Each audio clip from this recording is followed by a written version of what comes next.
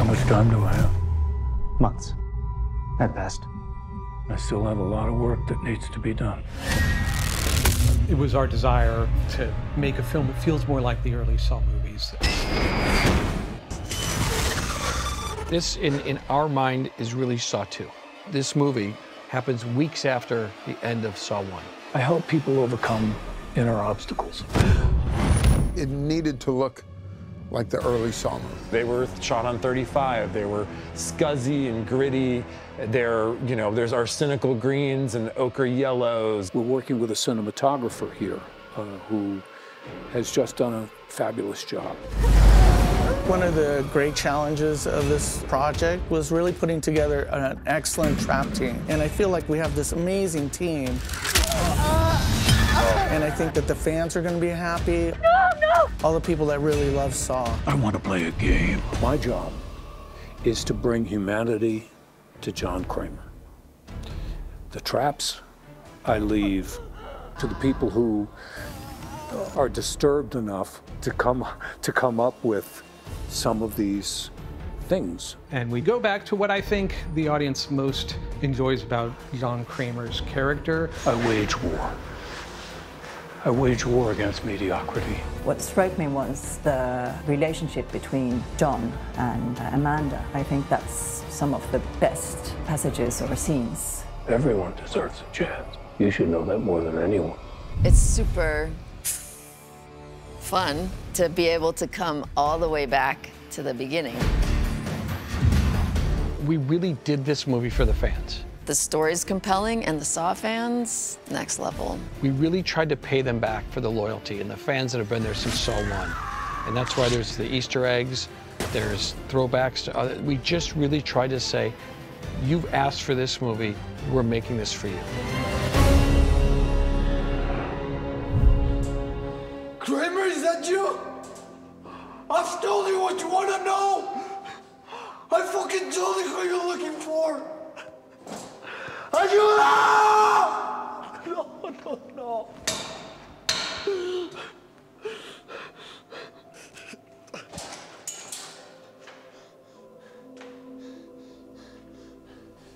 Kramer, ábreme, cabrón. One of the things that intrigued me about this story is that we go back to what I think the audience most enjoys about John Kramer's character, which is that he's philosophical and has a strong moral compass, but also lives in total contradiction to what you would think that compass would be. We know from Saw 2 that he really only became the Jigsaw after he was diagnosed with cancer and lost his son and all that sort of thing. We know that he's pretty much infallible, and he's often said, if you can anticipate the human mind, it leaves nothing to chance. So we've seen a kind of very rigid formulation of that notion of his character in all the Saw movies. What I really liked about this one is that we go deep in all those things, but we also do things that I think are very unexpected. You promised dying people. Dying people! That you could save their lives. John Kramer, he has been a civil engineer and an architect for almost 40 years. And what interests me about him is that he is interested in many, many, many things. From a point of view of philosophy, theology, he's extremely well-read, very intelligent, and very committed, unlike many of us who look around us and complain about the world or some aspect of the world but do nothing. He does something. Whether you agree with what he does or not is another subject entirely. It's my job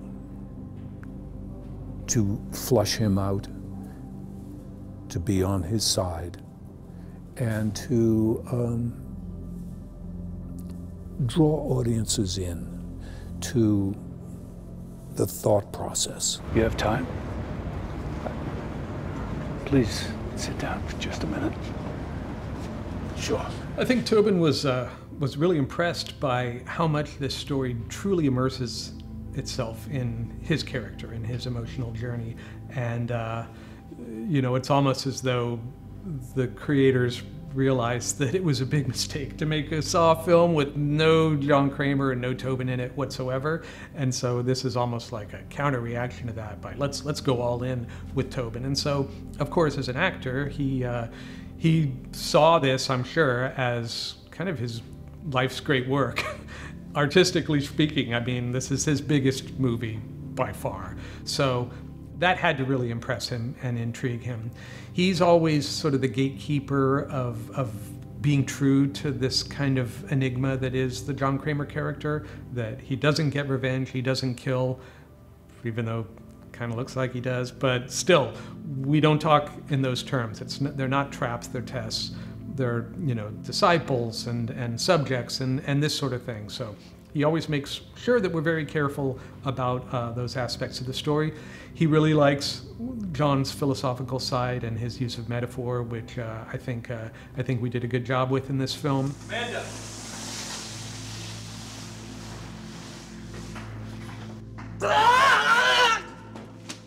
It's hard for Amanda because she loves John so much, and to see him hurt like that and vulnerable like that, there's a battle cry in there, but at the same time, you can't forsake that philosophy, you know, that like every human being deserves a chance. And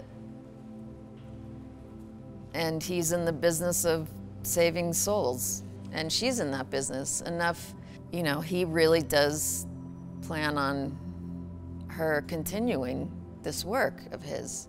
And he wouldn't give that to her if he didn't think she could do it or that she believed in it. And so that is bigger than the anger until at a certain point, you know, then you see like there's no redemption for several characters. But still, everybody deserves a chance. And that's how he rolls. Oh, no! The script for Saw X was originally written to take place in Prague, with the idea being that we would shoot in Bulgaria. And for reasons not entirely creative, it was suggested that we go to Mexico. And as soon as I heard that, I said, money aside, I think that would be the very best place we could possibly shoot and set this story, because it's so unexpected and there's so much sort of strange history to Mexico City with the Aztecs and Cortez and all that, and just the fact that it is such a crazy place. I really thought not only do we shoot there, but we set it there, and we say that this is where we're setting it. And you know, I think it was a fantastic choice, and I can't even imagine any other version of this story with non-Mexican actors and setting. What is it? I don't know what the fuck all of these things are. Medical supplies, I think, and there's a fucking bone cutter. The crane you're on? I don't care what the fucking thing is called, Cecilia! I wanted these traps to work more mechanically in real life than we've ever done before. We've had to frankly use a lot of editing trickery and digital visual effects in order to overcome the shortcomings that we had on production. So for this one, I'm like, let's really make what we're gonna shoot and make it work on screen.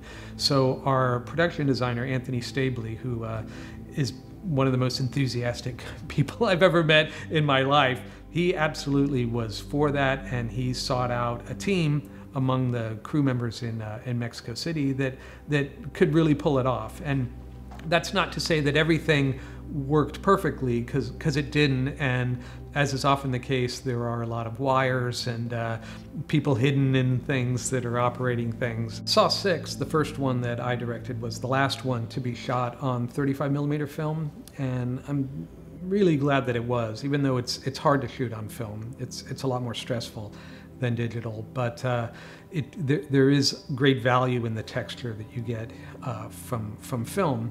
And once we did Saw 3D, which was shot at 2K res on a digital camera, we started to lose something, and then the subsequent Saw films were also digital, and maybe there was a little bit of filmish grain added afterward, but frankly not a lot in those films.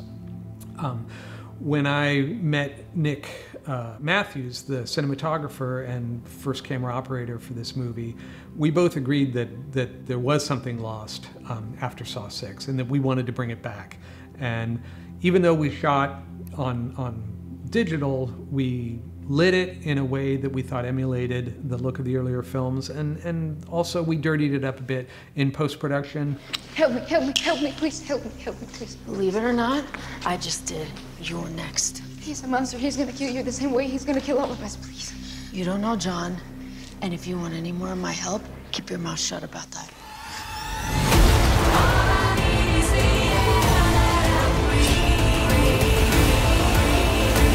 Live or die, the choice is yours.